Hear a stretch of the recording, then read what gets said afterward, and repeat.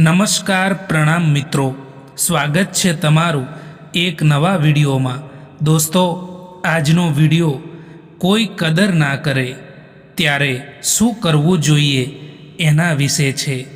તો ચેનલમાં નવા હો તો લાઈક, શેર અને સબસ્ક્રાઈબ જરૂર કરો અને આ વિડીયોને છેલ્લે સુધી જરૂર જુઓ। તો ચાલો શરૂ કરીએ। નંબર 1, સમયથી વધારે લાગણીઓની કિંમત હોય છે, એટલા માટે લાગણી એના ઉપર જ વરસાવજો જે એને સમજી શકે। નંબર 2, જો કોઈ તમને પસંદ નથી કરતા તો એમની સામે સારા બનવાની કોશિશ ના કરતા। નંબર 3, સાચી વાત બોલવાવાળો માણસ દુનિયાને હંમેશા કડવો લાગે છે। નંબર 4, જે લોકોને સંબંધોની કદર હોય છે તે મનાવવાથી પણ માની જાય છે, પરંતુ જેમને સંબંધોની કોઈ કિંમત નથી હોતી તે નાની નાની વાતોમાં પણ સંબંધોને તોડી દે છે। નંબર 5, અમુક સંબંધો એટલા માટે પણ તૂટી જતા હોય છે કે એક રાહ જોઈને બેઠું હોય છે અને બીજાને તેની પરવાહ પણ નથી હોતી। નંબર 6, જેને દર્દ થાય છે એ જ જાણી શકે છે કે દર્દની કિંમત શું હોય છે। જેને દર્દની ખબર જ ના હોય તે બીજાના દર્દને શું સમજી શકે।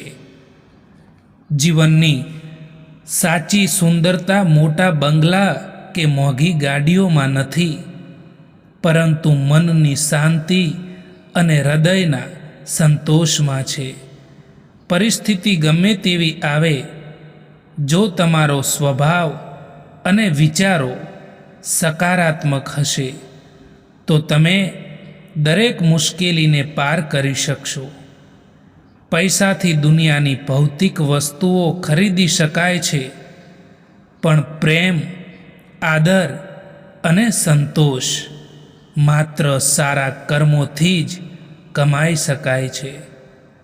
સફળતા ક્યારેય પણ નસીબના ભરોસે બેસી રહેવાથી નથી મળતી, એના માટે અથાક પરિશ્રમ અને દ્રઢ સંકલ્પની જરૂર હોય છે। રસ્તામાં આવતા વિઘ્નો તમને રોકવા માટે નહીં, પણ તમારી ક્ષમતાને ચોકસાઈથી પરખવા માટે આવે છે।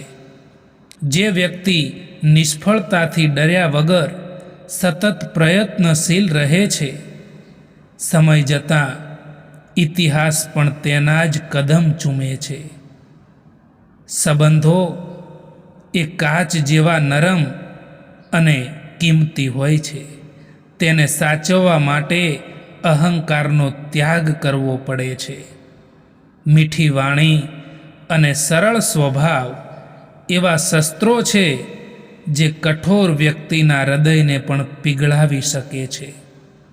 કોઈની સાથે વચન આપતી વખતે વિચાર કરો અને સંબંધ નિભાવતી વખતે ક્યારેય સ્વાર્થ ન રાખો, કારણ કે સાચા સંબંધો લાગણીના પાયા પર ટકે છે, જરૂરિયાતો પર નહીં। સમય એ દુનિયાનો સૌથી મોટો શિક્ષક છે।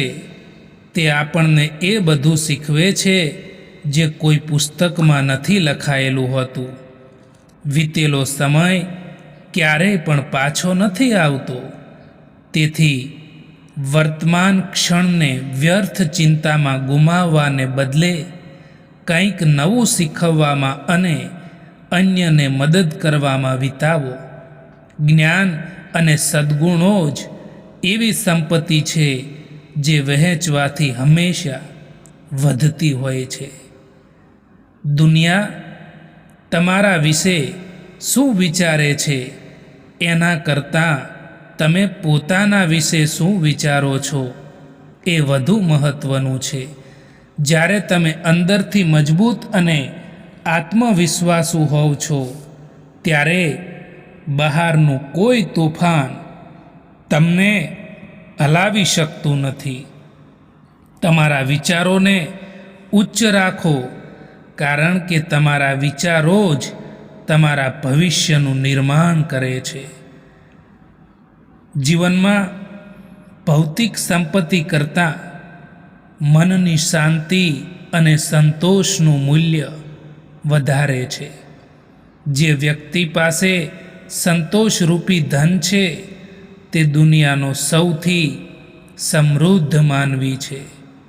મુશ્કેલીઓ જીવનનો એક ભાગ છે, પણ તેને હસીને પાર કરવી એ જીવન જીવવાની સાચી કળા છે.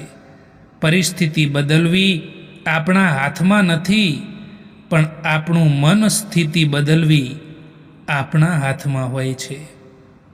ક્યારેય પણ બીજાની સરખામણી પોતાના જીવન સાથે ના કરો. સૂર્ય અને ચંદ્ર બંને પોતાના સમયે જ ચમકે છે. દરેક વ્યક્તિનો સારો સમય ચોક્કસ આવે છે. જીવન એ એક એવું પુસ્તક છે જેના દરેક પાના પર નવો અનુભવ લખાયેલો છે. ભૂતકાળના પાના ફાડવાથી ભવિષ્ય સારું નથી બનતું, પણ વર્તમાનને સુધારવાથી ભવિષ્ય ઉજ્જવળ બને છે. જીવનમાં બે ગોલ હોવા જોઈએ. એક તો કે જે જોઈએ તે મેળવવું, અને બીજું જે મળ્યું છે તેનો આનંદ માણવો. જ્યારે નસીબ સાથ ના આપે ત્યારે સમજી લેવું કે પરિશ્રમ સાથ આપશે. મહેનત એ એવી ચાવી છે જે બંધ કિસ્મત પાછળના દરવાજા પણ ખોલી નાખે છે. જે વ્યક્તિ પોતાની ભૂલોમાંથી શીખે છે તે જ્ઞાની છે, પરંતુ જે બીજાની ભૂલોમાંથી શીખે છે એ જ વ્યક્તિ મહાન છે. જીવનની ખરી સુંદરતા એમાં નથી કે તમે કેટલા ખુશ છો, પરંતુ એમાં જ છે કે તમારા કારણે કેટલા લોકો ખુશ છે. સુખ એ કોઈ તૈયાર વસ્તુ નથી, તે તમારા પોતાના કર્મો અને વિચારોમાંથી જ ઉત્પન્ન થાય છે. પરિવર્તન એ સંસારનો નિયમ છે. પરિસ્થિતિ ગમે તેટલી ખરાબ હોય તે કાયમ રહેતી નથી. હંમેશા આશાનું કિરણ જીવંત રાખો. સફળતા કોઈ એકદમ નથી મળતી. તે અથાગ પરિશ્રમ, સમર્પણ, શીખવાની વૃત્તિ અને નિષ્ફળતાઓ સહન કરવાની ક્ષમતાનું પરિણામ છે. તમારું સ્વપ્ન જેટલું મોટું હશે, રસ્તામાં આવતી મુશ્કેલીઓ પણ એટલી જ મોટી હશે.